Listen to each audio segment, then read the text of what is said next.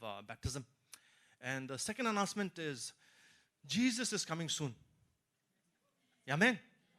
Yeah, that's the most important announcement. Jesus is coming soon. All right. And let's prepare for his coming. Right? Let's prepare for his coming. Let's make sure that there are a lot of people to greet him. Right? We may send some advance party also. Right? And let's be prepared when he comes and prepare. The harvest is plenty, but the workers are few. And as we listen to today's word, may you work harder for the harvest. Okay? I think that's all announcements for now. Yeah. Let's pray. Heavenly Father, your little flock is here. Holy Spirit, we greet you, we praise you, we thank you, God, for the week that we have had, for the victories and for the seasons that we are in. We thank you, O God, that though we will face many troubles in this world, that you have overcome the world. Yes, Lord, you have overcome the world. Yes, in this world we will have many troubles, but you have overcome the world. So we praise you and we thank you, O God. And even as we listen to your word, I pray that you open our hearts and our minds and our spirits. And even as I deliver your word, that I will speak what you have for your children, to nourish them, to strengthen them, to build them, O God. May your love overflow and abound in this place. And I bind and cast out every spirit of distraction, every spirit of unbelief, everything that sets itself up against you, Lord. May your grace be upon us as we gather together. In Jesus' name we pray. Amen. Storm riders. Okay. Anybody from the sea? Yeah. Some of you are from the sea, yes? From Goa, from Kerala, South India. Yes, you've seen the sea, many of you, I'm sure. Yes, I'm showing a show of hands.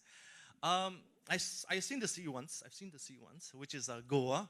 The one time I went, it was magnificent, beautiful, enormous. But it was calm. Whenever I went, it was kind of calm. And even when it was calm, it was quite scary. I dare not swim into it. Those who do, yeah, so brave of you. I admire you. And I've been on a boat once, as in a barge, in Goa, where you have this dancing and all that stuff happening. It was pretty big, but it was pretty calm. But I have seen two scary waters, at least two.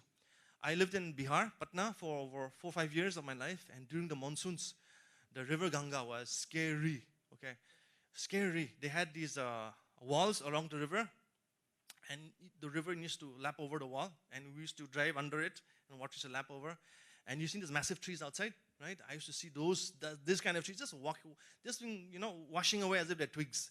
And Brahmaputra, those are from Assam and Bengal or whatever, it's bigger, it's scarier. And people don't, you don't see anything over there. People just leave it during the monsoons. And we need to respect water. And many times we see water as a symbol biblically. So many, like the Noah's flood, right? And we talked about the Red Sea, the River Jordan, and so on and so forth. The water is a powerful force. Water is a powerful force. The whole world has been transformed by water. And in that sense, may water transform us as well. You understand? May the water transform us. And what I mean by water is, as we go through Acts chapter 27, let us read together. If you have Bibles, praise be to God. If you don't, listen carefully. But I encourage you to bring your Bibles or your devices. When it was decided that we would sail for Italy, Paul and some other prisoners were handed over to a centurion named Julius, who belonged to the imperial regiment. Okay. So first thing is, they decided to sail for Italy. So who decided to sail for Italy? Well, in one way, Paul had decided that he wants to speak to the emperor. Okay. So he decided that he wants to share the gospel to the emperor and the people in Rome. He had never been to Rome. And it was always in his heart to go and share the gospel. Then, if you know, previous few journeys, the church had paid for his travels. He had traveled all over on his missionary journeys, and it had been very hard. And the church had paid for it, supported him. But this time, it's King Agrippa who decides and says, okay, there have been certain cases, and now it's not resolved, so you want to go to Rome, so go speak to the Caesar. You will, face trial with the Caesar. So we see in a way that the earthly powers decided that he will go to Rome. So many times we think that it is earthly powers, our circumstances, our situation, our family, our government, whatever, deciding things around us. Looks like it. But ultimately, remember, it is God behind the scenes. He is the one who's orchestrating and organizing and creating everything to make sure that things happen around us. Paul was very clear. Yes, he knew that he needed to go to Rome. Probably he did not know when. He had already been waiting 2 years in jail, and I think approximately 2 years. So he did not know exactly, but all he knew in his heart that he needed to go and preach the gospel. So, okay, first thing that. Then we see that this whole journey, this whole voyage was paid for, thank God, by the Roman Empire, right? Amazing, isn't it? He did not have to worry about anything. The Roman Empire will pay for his bills. Also, he will protect him. We see a centurion coming along with him, making sure that he has an escort along the way, safety and security, no pirates, no dragoons or bandits, and no people harassing them along the way, no officials, no paperwork. Imagine, safe and secure passage organized by the emperor himself. Okay, so sometimes we will see that God organizes and orchestrates our life. It may seem somebody else is doing it. Your job, your career, your transfer, your posting, your marriage, so on and so forth. But many times it is God himself deciding that and creating that environment for us. Okay. Then from there, verse 4, we put out to sea again and passed the lee of Cyprus because the winds were against us. Okay. Then when we sailed across the open sea off the coast of Sicilia and Pamphylia, we landed at Myra in Lycia. So far, they have been hugging the coast and going along what is modern-day Turkey. Right? Because, okay, we'll read. There the centurion found an Alexandrian ship sailing for Italy and put us on board. So they changed ships over there. And remember those days, there were no luxury liners, no cruise ships, no charter flights. You just had to, literally go with cargo. But good fortune, they found a ship that was ready and going all the way to Italy. We made slow headway for many days and had difficulty arriving at Cnidus. When the wind did not hold us to allow us to hold a course, we sailed to the lee of Crete. Lee means the side of the island where it's protected from the wind. So the wind is coming from the north. Okay, literally, if you want to look, the wind is coming from the north, and the island is there, and the shadow side is protected. So they landed there, opposite Salomone. We moved along the coast with difficulty and came to a place called Fair Havens near the town of Lasea. Okay, much time had been lost. Now listen to this. So you will see them quietly traveling, no incidents. Everything seems to be going well. Much time had been lost, and sailing had already become dangerous because now it was after the Day of Atonement. So this is the Yom Kippur festival. And what we need to know about this is, it happens during September, October. Okay, and October is when the stormy season starts in the Mediterranean Sea. If you do your research right now, you want to go for a holiday to Greece or something, they'll even tell you, to be careful of the sea during October, November, and so on and so forth. It gets really wild. And imagine those days when there were no, modern ships and security and, GPS and lifeboats and all that stuff. How much worse it would have been. So he's warning us that this is the condition that they're facing. And sometimes we also think that, maybe it's an accident. The difficulty we're going to be facing, the situation we're in. Maybe it's an accident. But I'll tell you, in this particular context, and probably in many of your lives, it's not an accident. God allows you to face difficulty and circumstances so that his name will be glorified. Right? Otherwise, what's the point of life? If everything is mundane and boring and nothing happens, what story, what challenges, what testimony, what juice do you have? There's no juice being made. You're just like that, sitting in a corner, collecting dust, right? So, remember, if you're walking with the Lord, right, you should enjoy the trials that are coming your way, okay? So, and let me read. Yom Kippur. So, nobody sailed during this time, and they decided, they were thinking whether to go ahead or not. But see, here we see in verse 9, but Paul warned them. Okay, here we have the voice of God in a way, through Paul. Men, I can see that a voyage is going to be disastrous and bring great loss to ship and cargo and to our own lives also. Okay, so he warns them in advance. He gets a vision. Common sense, remember, he's already been on 2 adult journeys. He knows the sea. He has common sense. But many times, we have common sense, right? We have experience, but we don't have the boldness and courage to speak. Have you noticed that? We don't have the boldness and courage to speak. But Paul had that boldness and courage from the Lord. And he spoke into these people. Here is the centurion. Here is the owner of the ship. Here's the pilot or the captain of the ship. These guys, they're in charge. But he takes it upon himself and says that, no, I'm concerned for the safety and security of everybody on board. So I will speak. From my little experience, from my humble experience, please listen to what I have to say. So he speaks. So sometimes in life, may you be that voice. Understand this. When you are in the midst of a community or a family or a church or an organization or a company, Don't be that yes man, right? Speak boldly, speak clearly, be confident.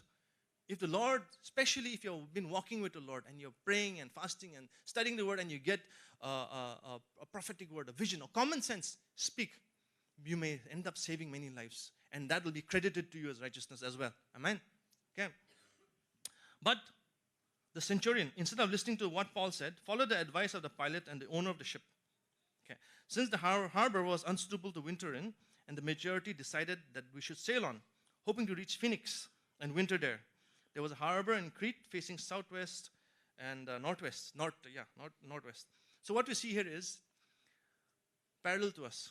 A voice of guidance and sanity and grace comes. And they decide to not listen. Now, my brothers, my sisters, you will be in storms. You will face difficult challenges. When you hear the voice of God, be sensitive to His voice. Listen and obey. You will hear, if you have been reading the Word of God, if you're in a constant space of fasting and praying and studying and in a good community, you will hear the voice of God clearly and you will obey. But if you're not, I encourage you. We have home groups, we have pastors, we have counselors, we have so many people. Find someone to pray and sit and talk with so that your sensitivity to the voice of God becomes clear. Unlike the centurion and the others, they refuse to listen. And because of which, we find them in a storm. They go straight into the storm. Okay, let's read about it. When a gentle south wind, verse 13, south wind began to blow, they saw the opportunity. So they weighed anchor and sailed along the shore of Crete. Before very long, a wind of hurricane force called a northeasterner swept down from the island. The ship was caught by the storm and could not head into the wind. So we gave way to it and were driven along. As we passed the lee of a small island called Cauda, we were hardly able to keep the lifeboat secure. So the men hoisted it. So they had a deceptive wind coming their way, and everything looked peachy, right? The market looked good, the plans looked good, everything looked good. So they said, let's go. And they refused to acknowledge Paul's warning. But we see that a huge hurricane force wind came along, and they were driven away wherever the wind took them. They had no control. And those days, unlike the modern ships which had motor and different sails, right, in the 1700s, this is 2,000 years ago. There's just one square sail. And this square sail could not manipulate the wind. They just went where the wind took them, right? So the wind completely took them wild wherever they wanted to go. And you see this also is they had a lifeboat. So the lifeboats, unlike we see in Titanic or something, which is on the ship, it was dragged along by lines. So this lifeboat could have actually got covered with water, and it would have sunk, and it could have even pulled the ship, right? So their lifeboat could have actually killed them or become useless. So we see that they pull the lifeboat up to the ship. So what we see here is these people had lost complete hope. They had lost complete control. They had no idea where they were going, and they were just being blasted around as the wind took them. Because they were afraid they would run aground on the sandbars of Cyprus, they lowered the sea anchor and let the ship be dragged along. So Cyprus is actually Libya, okay? The seashore of Libya. Imagine, they were heading all the way to Italy, and see how strong the wind is. They went towards the shore of Libya. And then so we see them lowering anchors to hopefully stabilize the ship. We took such a violent battering from the storm that the next day they began to throw the cargo overboard. Now, this is the whole purpose that they had set out for the journey in the first place. They threw the cargo overboard. So what's the point of the whole journey? On the third day, they threw the ship's tackle overboard with their own hands. The ship tackles is like the ropes, the pulleys, things that are needed to move cargo around, and basically hammocks and beds or whatever it is. So they started lighting the load. So what we see here is when we face through storms, okay, first of all, storms are a part of life. Storms are a part of life. We will all face storms. Sometimes we are thrown into storms because of circumstance of life. Sometimes we choose to go into storms two ways. Either because of our own stupidity, our ignorance, our disobedience, like the centurions, right? They chose to go. They heard the word of warning, but they went ahead for it.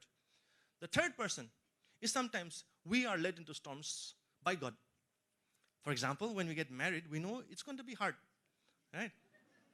It's going to be hard, but we know it's a good storm. We need to face these things. It's going to mature us. We need to experience these things. We have, our careers. It's not studies. Okay, a lot of students here studies. We could have just gone and done farming, right? or fishing, and no stress, no tension. But how many of us are studying exams after exams, living away from your family, and eating dry Maggi and chapatis, right? It's stressful. Breaking out with pimples, right? Right? It's not easy. But we decided to do it because we believe it's important. It's a storm we're facing. But I would encourage you, in the storm, are you alone or with the Lord? Right? Every storm we will face. All kinds of storms. Some are good, some are bad, some are necessary, some are not. But in the midst of it, did you start the storm with the Lord? Okay, you did not start the storm with the Lord. But now that you're in the storm, are you calling out to the Lord or not? Are you with me? We will all face storms. Jesus said, in this world we'll have trouble, but take heart, I've overcome the world. Are you with the Lord? And we see here, these people started throwing everything. They said, we have big plans. We're going to be millionaires. We have all this grain and rice and so on and so forth. We're going to be selling, and their dreams and imaginations. But when the storm hit, they started throwing everything aboard. Let me read. Verse 20, when neither sun nor stars appeared for many days, and the storms continued raging, we gave up all hope of being saved. Now, sun and moon or stars. For today, it doesn't really mean, oh, nice weather. But in those days, no GPS, no compass also. The Chinese invented the compass. How did they move around in the vast ocean? Stars. That was the navigation tools. The North Star, the this star, the that star. So scientific tools. Their scientific tools are gone. Also, these were how they believed that God spoke to them, right? Asteroids and meteorites and eclipses and so on and so forth. They believed that their gods spoke to them through stars and signs and wonders. It's gone now. So much wind, so much cloud, they can't see anything. And so, the captain, the centurion, the owners, they lose. And all the sailors, I'm sure who are very experienced sailors from many parts of the world, from all religions and faiths and backgrounds and cultures, all of them lost hope. All of them. What about us? Do we still have things? See, some things are inside the ship. They threw them away. Some things are outside the ship. And those things also they could not depend on. What about us? We will face storms. What is our dependence on? On whom do we depend for hope, for life, for security, for safety, for convenience, for success, for prosperity?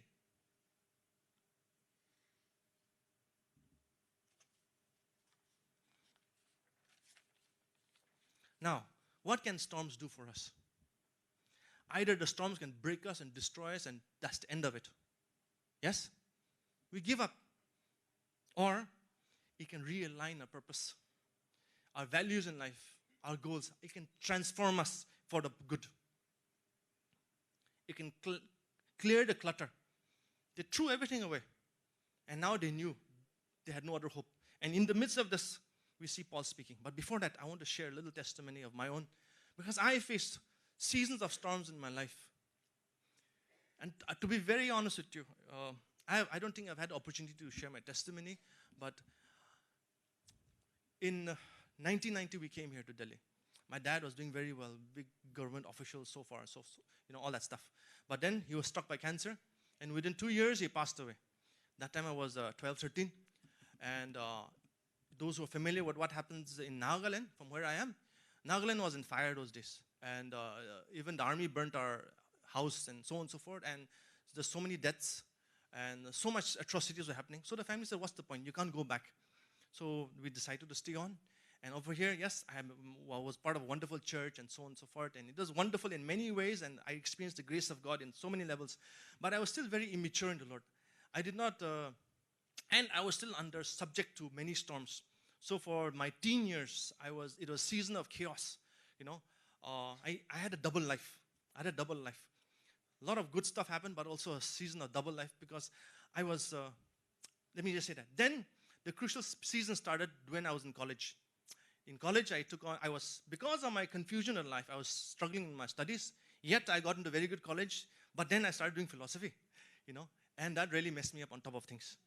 Every form of religion and, Kant and Hume and Berkeley, if you know. Kant used to write, I think, 2 sentences in 1 full stop, right? 2 pages. Sorry, 1 sentence was like 2 pages or something. So and then my family was saying, your life is going ahead. What are you going to do with your life? Right? What career will you choose? So I heard a lot of voices coming on my head. And so I said, okay, fine, Lord, I'm struggling here, but let's have a look. So um, decided, let's look at the people in my life who have got everything, right? You want power, wealth, position, authority, family, this, that, whatnot. And it took me about a year, and I started examining people around me, those who have it, right? And thanks to God, my family connection is such that there are people of all levels, be it doctors, engineers, politicians, civil servants, blah, blah. And I said, okay, let me look. So I started looking. And in short, I realized that those who do not know the Lord, okay, they have everything. But there's no joy, there's no peace, there's no satisfaction, there's no rest.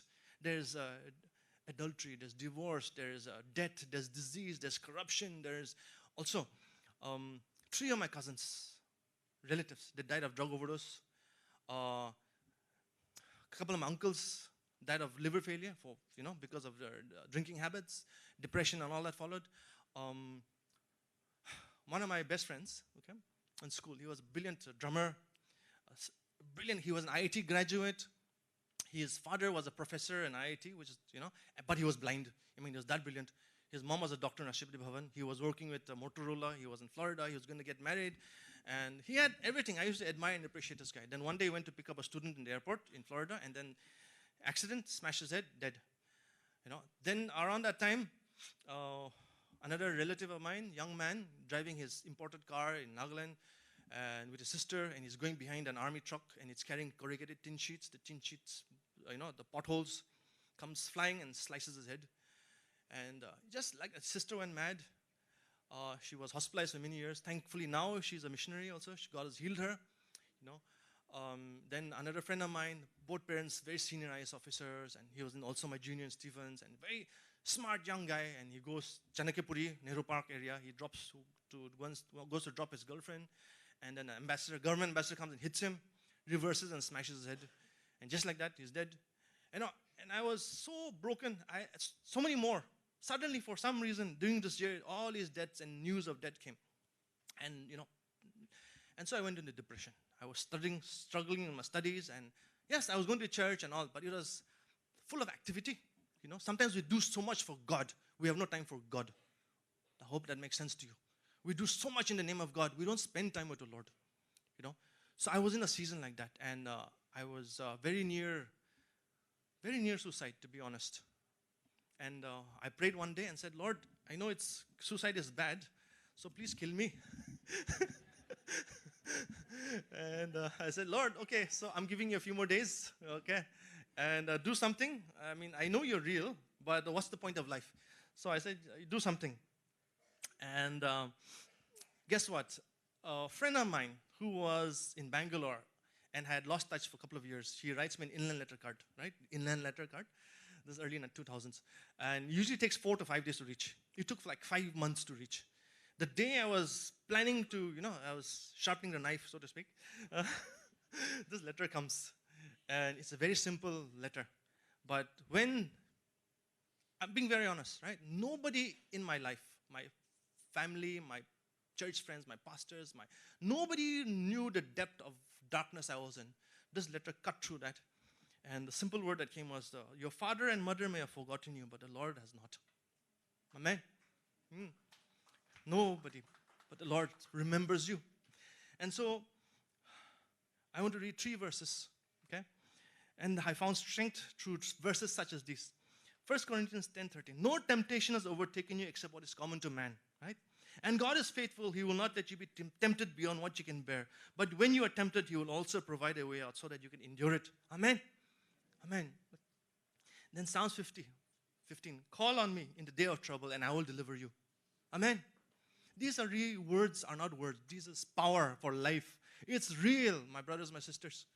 Don't just breeze through it and say, oh, it's a 2,000-year-old text. This is living, vibrant word of God. And many of you, I'm sure, have already experienced it.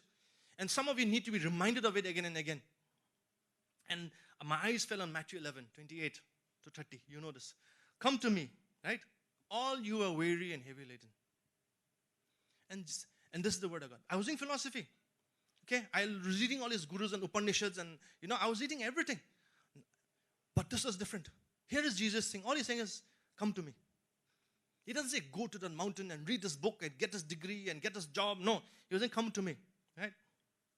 All you who are weary and heavy laden. I was weary, my brothers, my sisters. I was weary and sick with life. Weary and heavy laden by the voices of other people. This is the meaning of success, the meaning of life, this, that, whatnot. I was so heavy. And Jesus says, I will give you rest. Amen. He doesn't say, I might give you rest. Oh, let's see. No, he says, I will. It's a promise. I will give you rest. And part of that process for me was, I confessed my sins. Okay? I repented of all the sins I could think. And I started forgiving as many people as I could. I was so angry and bitter, my brothers, my sisters. I'm telling you, I was angry at my family, my father for dying early. If you can comprehend that. I was angry at him. Because he died, we suffered so much. I was angry at cancer. I was angry at my pastors. I was angry at my class, my peers, all my youth group members, my brother, my sister. I was angry at, because why? Because when I was going to the darkest place, either I was completely rejected and neglected or forgotten, or pressure came. Now, what are you doing sleeping? Get up, go to class. I missed class for 2 months, I'm telling you. Right? Not a single phone call from anybody. I was in the darkest, and the Lord says, it's okay, forgive them. Forgive as I have forgiven you. So I started forgiving and repenting and confessing my sins. And slowly, the burden of my heaviness started to rise. And I started seeing purpose in my life. But then I said, okay, Lord, I'm so grateful for the peace and the shalom you've given to me. Now what do I do in my life? Let's go to heaven. But then the next verse caught me again. Take my yoke upon you. Oh, now I have a purpose in this life, right? It's just not peachy and heaven and, goodness, but yes, goodness along with the purpose. He says, take my yoke upon you and learn from me. So, you know this. Jesus was a carpenter. He used to make yokes. And God is the creator. God the Father, Jesus the creator of the universe. He made the universe, He made animals, He made us, He made everything. So He has, and when you think about yokes, okay, yokes are very specially made. They're customized. Not only for the animal, like donkeys are different, horses are different, cows, goats have different varieties. But also every animal is different. Like you have your shirt or your shoes, right? It's special to you. If I wear William's shirt, it's going to rip. So it's specialized. So my point is, He has a yoke for you. He said, Jesus, I have a very unique yoke for you. And look at the language. He says, take my yoke upon you. So the language itself, the categories. If I say my yoke, it means the other yokes, right? And realize around me were people giving me their yokes. This is the meaning of success, the meaning of life, the meaning of this, meaning of that. Do this exam, do this, that, blah, blah.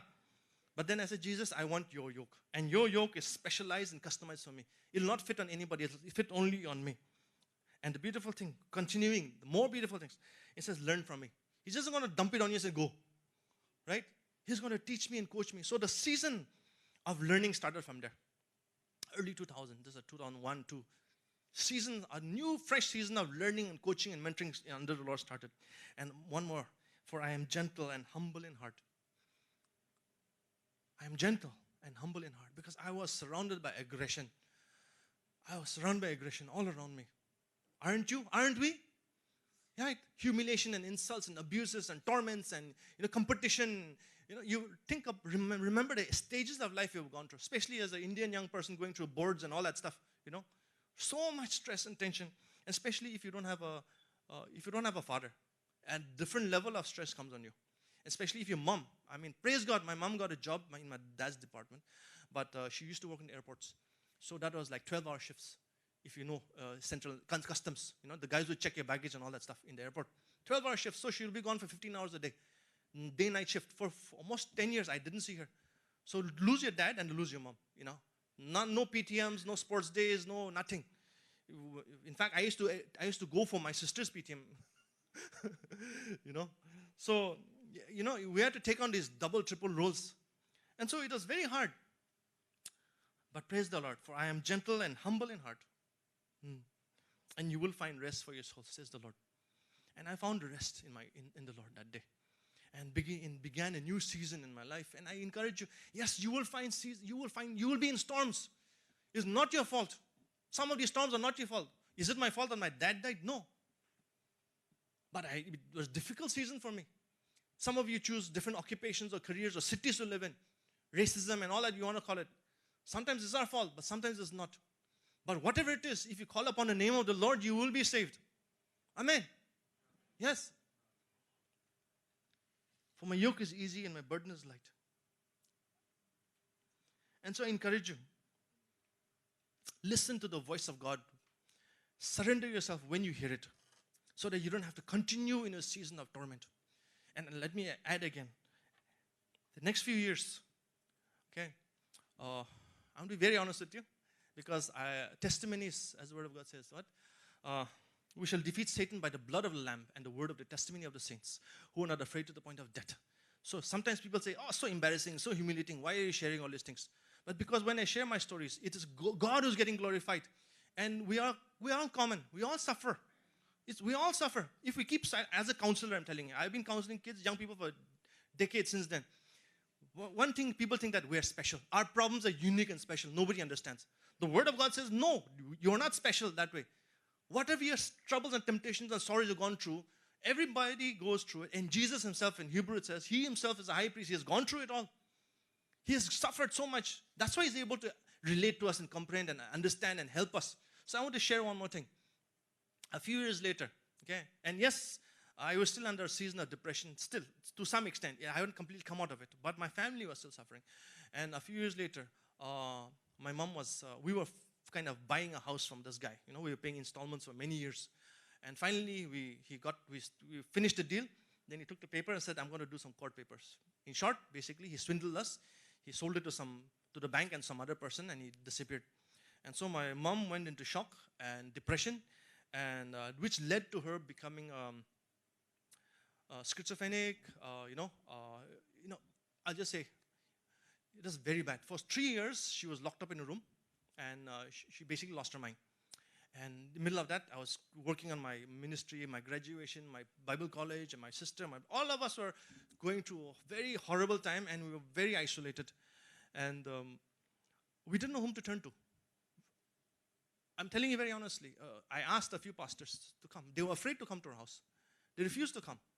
A couple of different churches, they heard about the case and said no. So we used to go to a psychiatrist, and we used to tie my mom up, because she was, it was very bad. Let me just say that. It was very bad.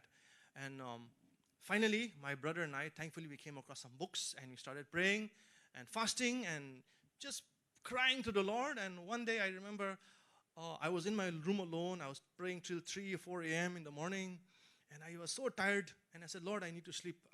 Then I said, Lord, wake me up in the morning. And that night I felt I don't know what to say, but the presence of the Lord entered my room. And it was so powerful. And in the morning, around 5 a.m., I felt a hand touch my face. I was in a locked room, okay? I was in a locked room by myself. A hand touched my face, and I woke up refreshed.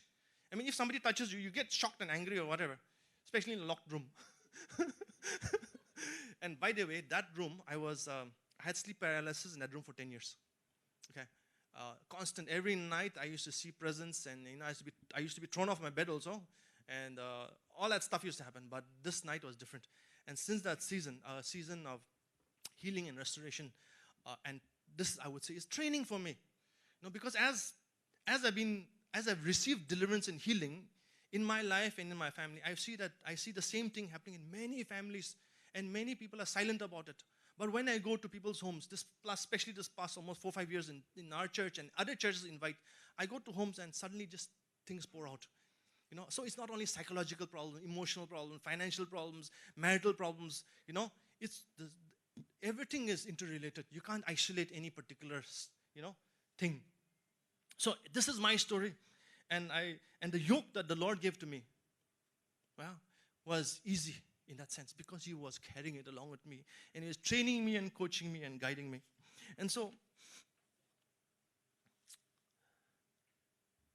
verse 23, last night an angel of the Lord of God came, to whom I belong and whom I serve, stood beside me, says Paul. And he says, do not be afraid, Paul.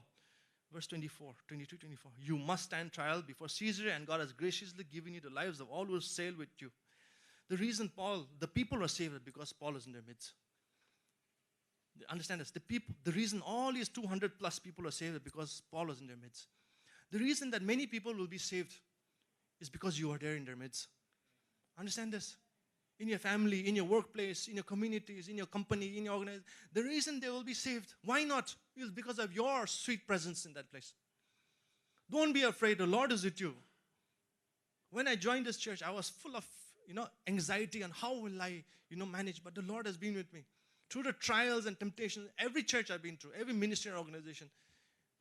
Just yesterday, we buried my friend, my childhood friend, 2 days ago. It was hard to see his 2 kids, and now I see the same thing I saw 20, 30 years ago. The same season the family will come. But I must encourage you, there are many people, many children, fatherless children, even on our own church, motherless, orphans, either like physically absent or psychologically absent. Look out for this. That is true religion, the Word of God says, right? To look out for the orphans, the widows, the fatherless. Not your careers and your jobs and your exams are one thing. Yes, that is good. That is important as well. But in the midst of it, look out for such people. There are so many broken people outside and within the church. Outside and within. And I want to speak boldly to you and say that, yes, the Spirit of God is with you, but you need to walk with the Spirit of the Lord. Yeah. It's a partnership. It's a partnership. And you're not alone. Many people, if everybody had opportunities, so many wonderful testimonies will come out of this church. Yes? Yes, so many people have. And I want to encourage you, yes, please share testimonies and stories. Okay? Just reading the Word of God is great, is important. But how do you know that the Word of God has power and authority and is active in the world today? Until you hear stories and testimonies. How will you know? How will you know? Right? So please, every Sunday after church, don't just have samosa and chat stupid jokes. Okay? Literally, in the evening, no. Don't even talk high-sounding theology and philosophy. Listen to testimonies. Praise God. Pray for each other because people are going through different hard seasons. My brothers, my sisters. I'm telling you, people are true. And a word of prayer, an encouragement, will bless people. Will bless people. And so what we see here is Paul's presence transforming people. I'll just jump ahead. And what does it say in the last section? Verse 39. When daylight came, they did not recognize the land, but they saw a bay with a sandy beach, where they decided to run the ship aground if they could. In this way, everyone reached land safely. Your family, your children, your wife, your people under you, they will reach land safe. Be that voice, that prophetic voice, that healing voice, that pastoral voice, that teaching voice in your circle. You will face storms, but what do you do with those storms is what counts. Are you going to get drowned in the storms? Are you going to rise above and ride it and bless and minister to people? Those who are in the storm with you, and those who will hear stories 2,000 years from now, they'll hear stories of how God blessed you and through you so many people. And they themselves will want to pick up the mantle. They want to pick up the yoke and they want to run with the Lord.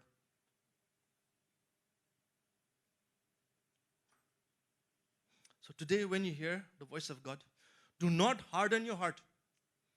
Do not harden your heart, my brothers, my sisters. Do not harden your heart. Today is the day you rededicate your lives to God. You resurrender to those who have not. And to ask Lord for more blessings now. See, yeah, I've reached one level. Now, next level, promote me to the next level. I want to do more. I want to do more. I want more for your kingdom's sake. Amen? Yes. Even as the band comes forward, we have one last precious song. And as we meditate through the song and as we prepare the Lord's table in our hands, take the Lord's Prayer, the elements in your hands. And let us begin now with a moment of confession and repentance. Yes. Let us confess and repent if there's any unresolved issues in our hearts right now. Let us take a moment. Close your eyes. Hold elements if you have. This is between you and God.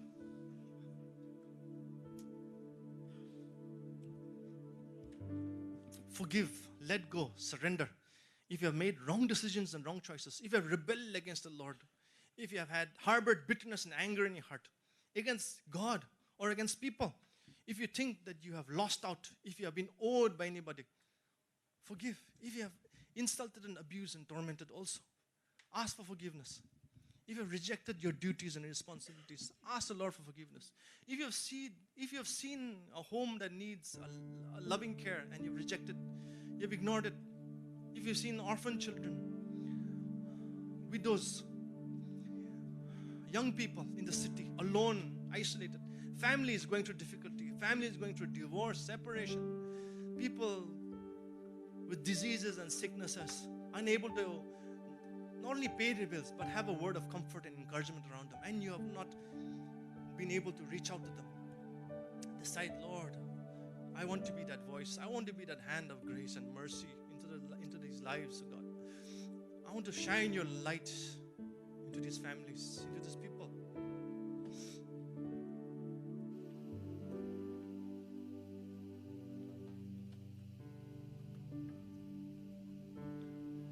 This is your moment.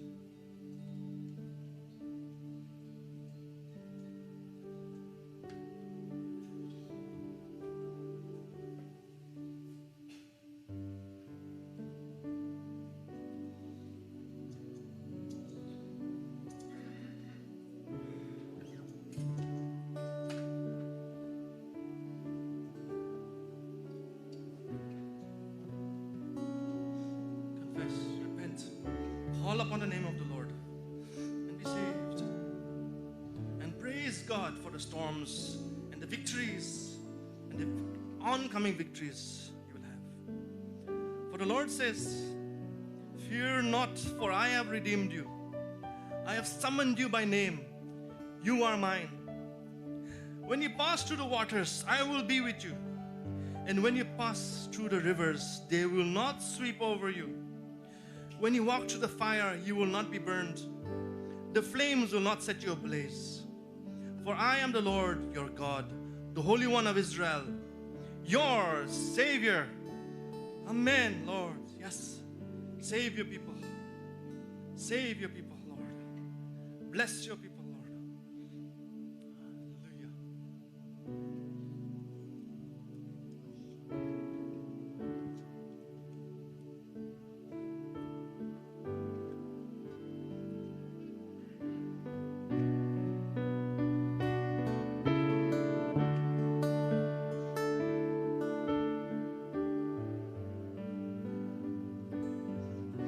You call me out upon the waters, the great unknown, where feet may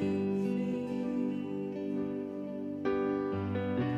And there I find you in the mystery, in oceans deep, my faith will stand.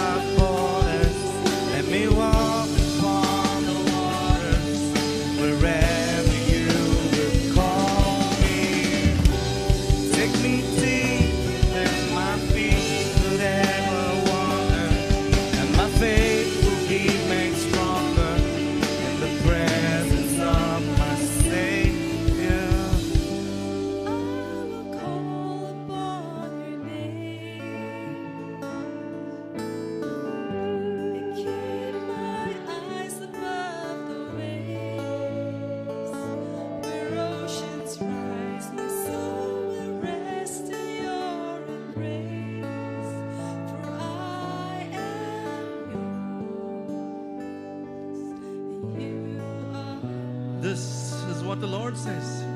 He who made a way to the sea, a path through the mighty waters, who drew out the chariots and horses, the army and reinforcements together. And they lay there, never to rise again, extinguished, snuffed out like a wick. Forget the former things. Do not dwell on the past. See, I am doing a new thing. Now it springs up. Do you not perceive it? I will make a way in the desert, a stream in the wilderness. Praise the Lord. Thank you, Father, that your word is alive and active, a two-edged sword in this world, in this room, in this church today, Lord. And those who claim it, who proclaim it, will receive the blessings of God. Lord, we ask, Father, for your special blessing upon this congregation. I remember our dear sweet children, the Lord. Bless them, O God. Fill them with your Spirit, O God. Let them be children of obedience, children of service, O God. Oh Lord, through the storms of life, O God, carry them. Give them mentors and teachers and counselors, O God. Bless our children, our youth, Lord, in a very crucial season of their life, wondering about careers, about marriages, about things, oh God. I pray, Father, your wisdom, your grace, your power will rest upon them, oh God. Remember the apostles, young men, oh Lord, younger than our young people here, but because they had your presence, your Holy Spirit, they transformed the world, oh Lord. May it be so for our young people. Bless their projects, their plans, their careers. Lord, lead them and guide them. May there be blessings in those places. We pray, Father, for the husbands and wives, for the mothers and fathers in this place, even as they lead homes, their own children, even as they lead the communities, oh Father. I pray for your grace upon them, wisdom, oh Lord Jesus. Yes, self-control. Yes, discernment, oh Father. Bless them, help them in their projects, in their careers, in their responsibilities, in their duties. Oh Father, bless our parents, oh God. Bless our parents, our aged parents, our grandparents, oh God. We remember, oh Lord, our widows and widowers, Lord, those in the evening season of their lives. We remember the word of God that says our old men will see dreams, young people see visions, oh God. Yes, the time is not up, oh God. There's so much more they can do, oh God. So I pray that they'll take up the mantle of this season of life and will bless through their stories, through their testimonies, through the encouragement, through their presence, all the phases and the seasons of people that we go through, God. Remember, Lord, to those who are sick, those who are infirm, Lord, people who are sick right now, members of our own church, our mothers, some of us, Lord, different kind of diseases and conditions. I pray, Father, that you'll breathe your healing into them.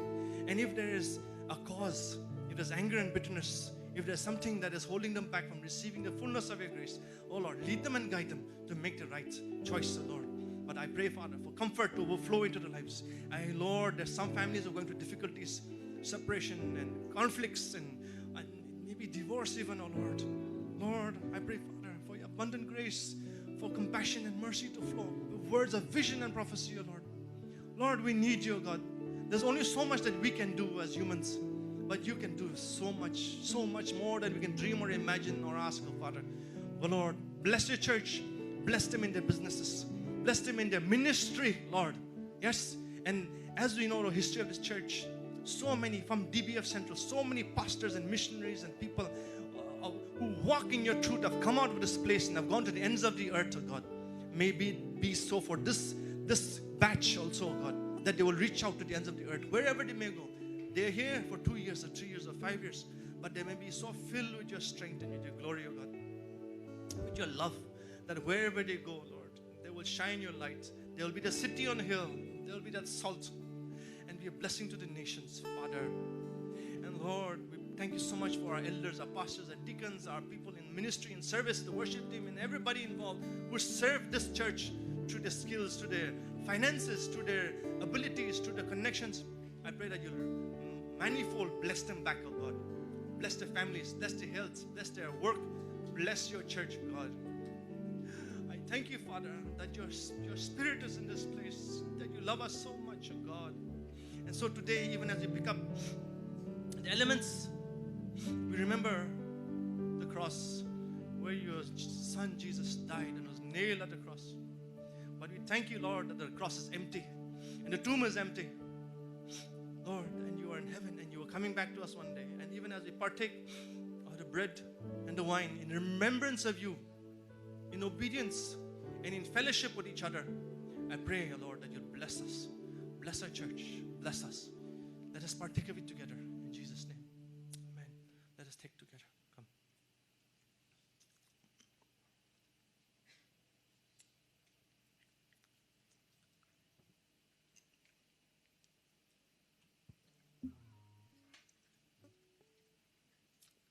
And so, Lord, we end this sweet fellowship with gratitude and thanks in our heart, and with a decision. I pray that none will leave this place with a decision to follow you deeper and deeper now, to forgive, to confess, to repent, and to cling on to you for the next season, for the next storm, that they will ride the storm and not be drowned by it, and they will rescue many out of the storm. Lord, bless your church. Thank you, Father, for we pray all these things in the name of our Lord and Savior, Jesus Christ. Amen. Go in peace and serve the Lord.